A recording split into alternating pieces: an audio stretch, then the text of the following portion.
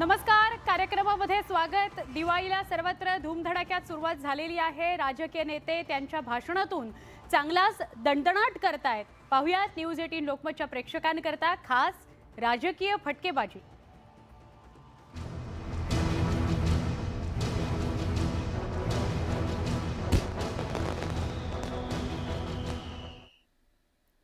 मनसे अध्यक्ष राज ठाकरे यांच्या भाषणाचे राज्यात कोट्यवधी फॅन्स आहेत।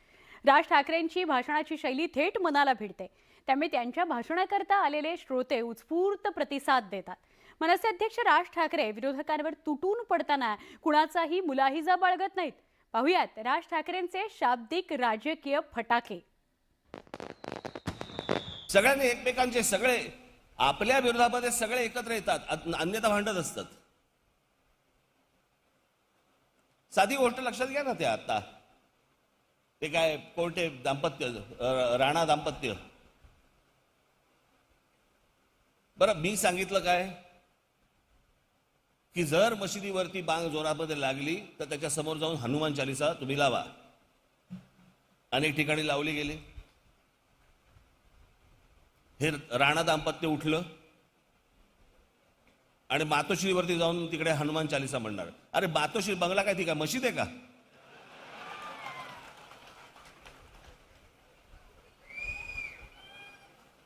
आणि मग ते एवढं सगळं प्रकरण झालं, मग त्यांना काय ते अरेस्ट केली, मग ते आतमध्ये टाकले गेले, मग ते आतमध्ये होते दोन मधू इथे आणि चंद्र तिथे। आणि मग या सगळ्या गोष्टींमधनं ते सगळे परत मग एकत्र आले, मग त्यांना सोडण्यात आलं। शिवसेनेकडनं काय वाटेल ते बोलण्यात आलं त्यांना, ते पण काहीतरी वाटेल ते बोलत होते शिवसेनेवर। एवढा सगळा राडा तुम्ही सगळ्यांनी टेलिव्हिजनवरती पाहिल्यानंतर लडाखमध्ये ते दाम्पत्य आणि संजय राऊत एकत्र जेवताना दिसले।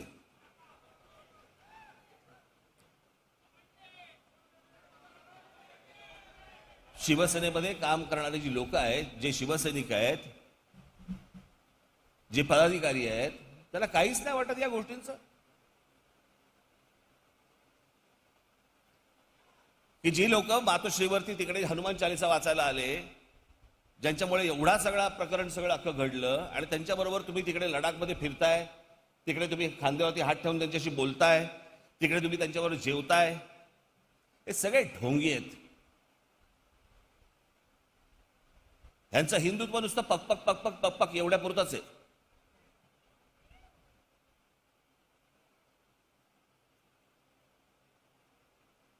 याला दुसऱ्या गोष्टी नको आहेत।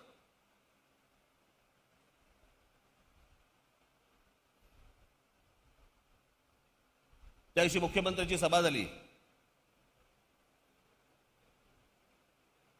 काय पोरकटपणा चालू आहे मला काही कळतच नाही। आमचं खरं हिंदुत्व, ह्यांचं खोटं हिंदुत्व। चला, वॉशिंग पावडर विकताय का तुम्ही? तुम्हारी कमीज हमारी कमीज से सफेद कैसी?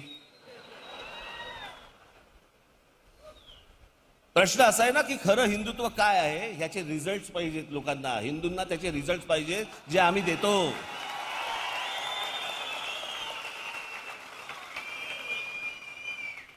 महाराष्ट्रातल्या मराठी माणसाला आम्ही रिझल्ट्स देतो।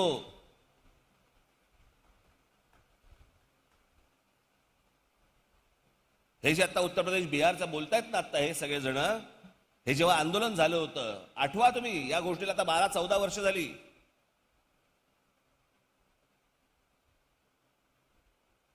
महाराष्ट्रामध्ये रेल्वे भरती होती आणि रेल्वे भरतीसाठी म्हणून तिकडनं लोक, हजारोनी लोक इथे महाराष्ट्रात रेल्वे स्टेशन्सवरती आली।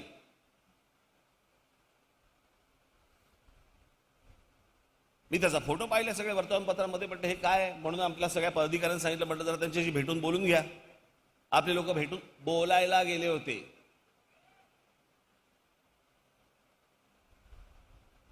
की कुठून आलात, काय आलात, काय चाललंय तुमचं, कशासाठी आलात तुम्ही इथे। तिथे बोलता बोलता त्या बाचाबाचीत तिथल्या एका मुलाने आपल्या एका पदाधिकाऱ्याला आईवरनं शिवी दिली, आणि जे सगळं प्रकरण सुरू झालं ते तिथून सुरू झालं। शिवसेना उद्धव बाळासाहेब ठाकरे गटाचे प्रमुख उद्धव ठाकरे विरोधकांच्या जिव्हारी लागणारे राजकीय फटाके फोडण्यात पटाईत आहेत. आता पाहूयात उद्धव ठाकरेंनी फोडलेले राजकीय फटाके. शिवसेना कशी चालवायची, हिंदुत्व कसं पुढे न्यायचं, हे तुम्ही मला शिकवण्याची गरज नाहीये. आणि भाजपवाल्यांकडनं तुम्ही हिंदुत्व शिकण्याची शक्यताच नाहीये, गरजच नाहीये. मी मागे सुद्धा बोललेलं आहे की हिंदुत्व म्हणजे धोतर नाही की पाहिजे तेव्हा नेसलं आणि पाहिजे तेव्हा सोडलं. आम्ही भारतीय जनता पक्षाची साथ सोबत सोडली म्हणजे हिंदुत्व सोडलेलं नाही. आज सुद्धा आम्ही हिंदूच आहोत, उद्याही हिंदूच असणार, मरू तेव्हा सुद्धा हिंदूच असणार. पण भाजपाने आमच्या हिंदुत्वाचे शिंतोडे उडवायचे. कोणाच्या तरी थडग्यावरती जाऊन मग काढायचं की हे थडगं बघा कसं सजवलं, ते थडगं कसं. अरे पाकिस्तानात जाऊन जिनाच्या थडग्यावरती डोकं टेकवणारे तुमच्या पक्षाची अवलाद, तुमच्याकडनं आम्ही हिंदुत्व शिकायचं. पाकिस्तानच्या नवाज शरीफच्या वाढदिवसाला न बोलवता जाऊन केक खाणारा तुमचा नेता आणि तुम्ही आम्हाला हिंदुत्व शिकवणार. काश्मीरमध्ये सत्तेच्या लोभापायी आतंकवाद्यांशी संबंध असणाऱ्या त्या मुफ्ती बरोबरच्या पक्षाची तुम्ही साठवलोट करणार आणि तुम्ही आम्हाला हिंदुत्व शिकवणार. कोणी कोणाला हिंदुत्व शिकवायचं. हिंदुत्व हे खणखणीत असलं पाहिजे. पण हिंदुत्वावरती मी बोलणार आहेच, पण त्याहीपेक्षा एक महत्वाचा विषय आहे. तुम्ही नुसतं हिंदुत्व हिंदुत्व करत गायीवरती बोलताय ना, महागाईवरती बोला. नुसतं गायीवरती बोलताय, गाई गाई. अरे महागाईनी सगळं जग होरपळते, देश होरपळतोय.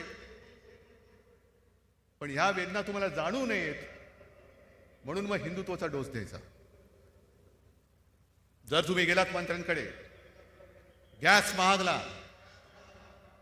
भाज्या महागल्या, डाळी महागल्या, अमुक महागलं, तमुक महागलं, जय श्रीराम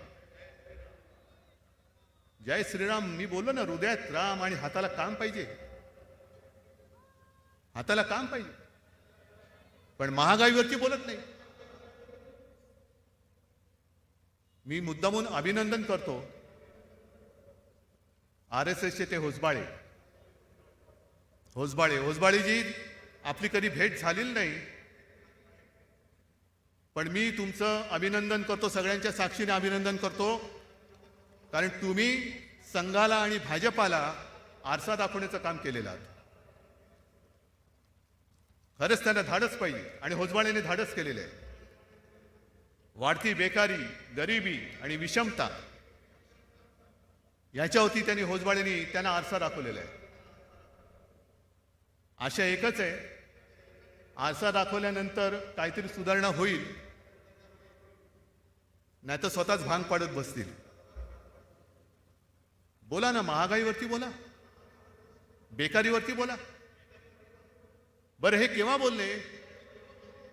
ज्या वेळेला आपले माननीय पंतप्रधान नरेंद्रजी मोदी हे 5Gच्या कार्यक्रमामध्ये आपल्या देशाचं कौतुक करत होते. कौतुकी करायला पाहिजे की आपला देश कसा पुढे चाललेला आहे. त्याच्या दुसऱ्या दिवशी होसबाळेने त्यांना आरसा दाखवला. देश पुढे चाललाय असं वाटतं, पण तुम्ही बघा,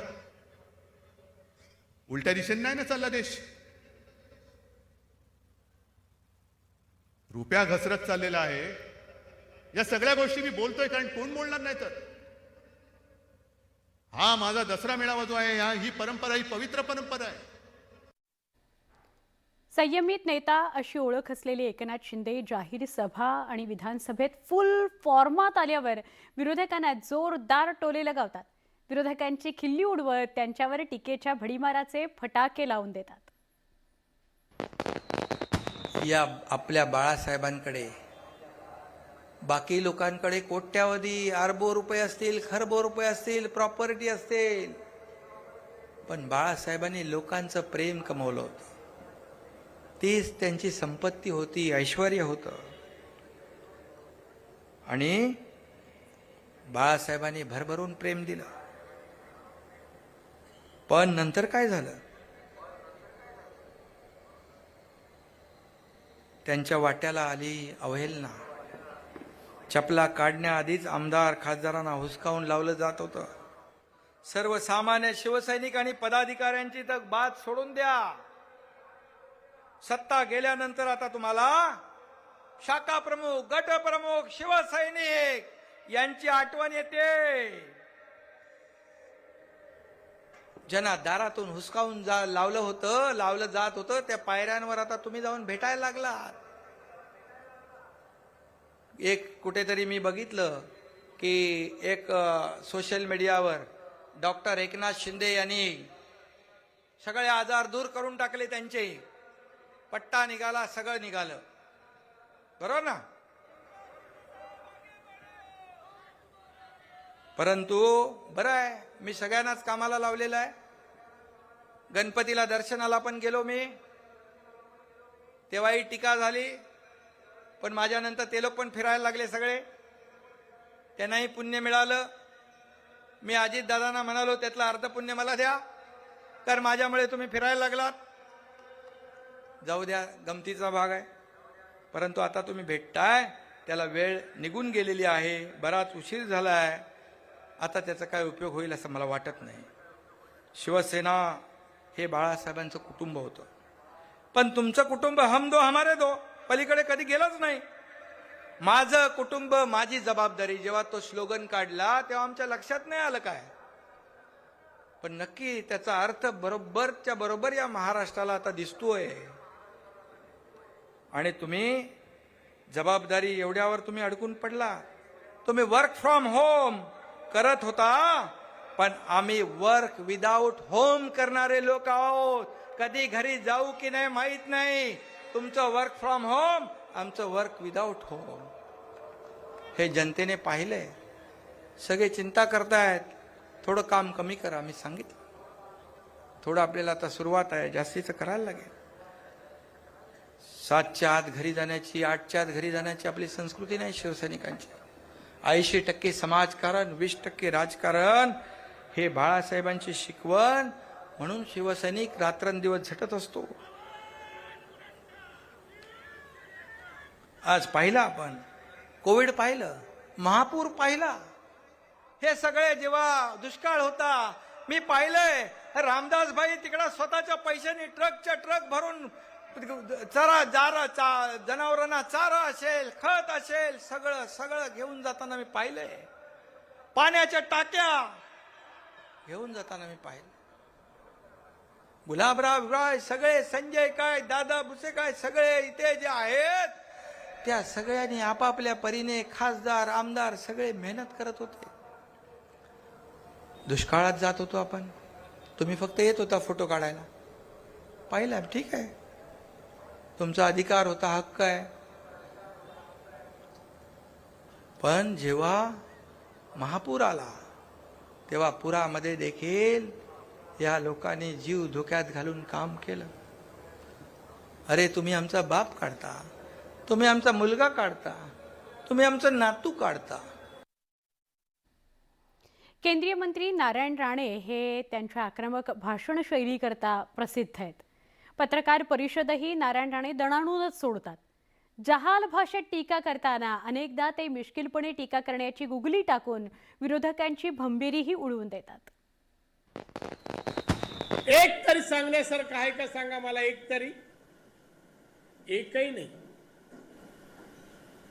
एक तर या सामनामध्ये फोटो पाहिला मी सभेचा, अशी विरळ विरळ माणसं बसवली होती आणि उद्धव ठाकरे बोलायला उभे राहिले तर लोकांची उजव्या बाजूनी लोक बाहेर निघाली. साहेब बोलायला उभे राहिले तर भाषण संपेपर्यंत एक माणूस जागेवर हलत नव्हता. आणि उद्धव ठाकरे बोलायला उभे राहतात काय, लोक बाहेर जातात काय सभा सोडून? काय गुणवत्ता, पात्रता तुमची? काय सांगा ना, मुख्यमंत्री म्हणून तुम्ही काय केलं? शेतकऱ्यांची, मजुरांसाठी, कामगारांसाठी, शिक्षणासाठी, आरोग्यासाठी, पर्यावरणासाठी, उद्योगधंद्यांसाठी काय केलं? काय विचारलं? मला माहित नाही, मला येत नाही. याची आपल्याकडे उत्तर कधी दिली नाही. मला माहित नाही, मग झालाच कशाला मुख्यमंत्री, झालाच कशाला. या वेळेचा शिवाजी पार्कचा मेळावा हा तमाशाकारांचा मेळावा होता. तमाशाकार काय वक्ते दिले, वा. आम्ही चेंबूरवरून तेव्हा बाळासाहेब असताना मेळावे व्हायची, चेंबूरवरून यायचो लॉरीतून, टिळक ब्रिजवर आल्यावर आवाज यायचा पहिल्या वक्त्यांचा. त्या पहिल्या वक्त्यांचं नाव होतं दत्ताजी साळवी. दत्ताजी साळवी काय, प्रमोद नवलकर काय, प्रिन्सिपल वामनराव महाडिक काय, असे नेते वक्ते त्यावेळेचे. आता त्यांची नावं कोणाची घेणार नाही. त्यांची नावं पाहिल्यानंतर उद्धव ठाकरेच्या नेतृत्वात शिवसेना किती खाली आली आहे. कोणी जमीन दाखवायची गरज नाही, आपोआपच जमिनीवर आले आहेत. हे चित्र पाहायला अनुभवायला मिळालं. अनुभव काय वैचारिकता वक्त्यांमध्ये, बौद्धिकता, विधायक कार्याचा अनुभव काय आहे. आणि अशाना संधी नारायण राणेवर फक्त बोलण्यासाठी आणतो. ठीक आहे, तो विषय मी शेवटी घेईन. पण एकंदरीत हा मेळावा जो झाला यामध्ये पोकळ वल्गना आणि शिव्या सापापलीकडे काही नव्हतं. आमच्या नेत्यांवर टीका केली. मी मागच्याच वेळेस सांगितलं होतं, ही टीकेत तोंड बंद नाही केलं ना तर उद्या कायदा आणि सुव्यवस्था महाराष्ट्रात जर बिघडला तर जबाबदार उद्धव ठाकरे असेल. आम्ही आमच्या नेत्यांबद्दल काय बोललेलं ऐकून घेणार. कार्यक्रमात पुन्हा एकदा स्वागत. राष्ट्रवादी काँग्रेसचे नेते छगन भुजबळ यांच्या भाषणात हास्याची कारंजी फुलवतात. तसंच विरोधकांवर छगन भुजबळ त्यांच्या शैलीत अशी काही तोफ डागतात की राजकीय फटाके संपत नाहीत. अनेक वेळेला आता मुख्यमंत्री बसलेले आहेत, आपण सगळे ओळखीची माणसं. आता मला तर खूप आनंद आहे आपल्याकडे बघून. तुम्ही मुख्यमंत्री झालात म्हणजे मला आनंद वेगळाच आहे साहेब. याचं कारण महाराष्ट्राच्या इतिहासामध्ये हे पहिले दाढीवाले मुख्यमंत्री झाले. पण त्याच्यामध्ये पण सफेद दाढी आणि काळी दाढी हा फरक आहे. काळ्या दाढीचा प्रभाव इकडेच आहे, सफेद दाढीचा प्रभाव हिंदुस्थानभर आहे, दिल्लीपासून. की तुम्ही दोघे अतिशय कार्यक्षम मुख्यमंत्री उपमुख्यमंत्री, दोघांचा दरारा खूप आहे. आणि आता आमच्या उपमुख्यमंत्र्यांचा दरारा तर दिल्लीमध्ये खूपच वाढला असं वर्तमानपत्रात आलेलं आहे. मोठ्या कमिटीवर त्यांनी हे जाऊन सांगितलं पाहिजे की हे तुम्ही जे काही करताय जीएसटीचं, भले सगळे जे आहेत सगळ्या राज्यांचे अर्थमंत्री गेले असतील, आणि पण अशा रीतीची जे जीएसटी तुम्ही लावतात त्याचा फार वाईट परिणाम जो आहे सर्वसामान्यावर होतो आहे. स्टेट रॅप ॲक्टवर एलईडी दिवे, शाई, चाकू, ब्लेड, पेन्सिल, शार्पनर, काय ब्लेड, चमचे, काटे, अरे काय एवढे चमचे बिमचे असताना त्यांच्यावर सुद्धा तुम्ही टॅक्स लावून टाकले. हा अध्यक्ष महोदय, आणि म्हणून हे जे आहेत अनेक गोष्टी बोलता येण्यासारख्या आहेत, पण याच्यातल्या निदान अन्नधान्यात, शाळेच्या आणि दवाखान्या हॉस्पिटलच्या ह्या बाबतीमध्ये आपण आपलं वजन वापरलं पाहिजे. उपमुख्यमंत्री महोदय, मुख्यमंत्र्यांना बरोबर घेऊन जा आणि यांना सांगा की भाई याच्यामध्ये जे आहे आम्हाला थोडंसं जरा, आम्हाला काय सगळ्या देशात त्यांनी तुम्ही जे आहे सोडवण्याचं काम केलं पाहिजे.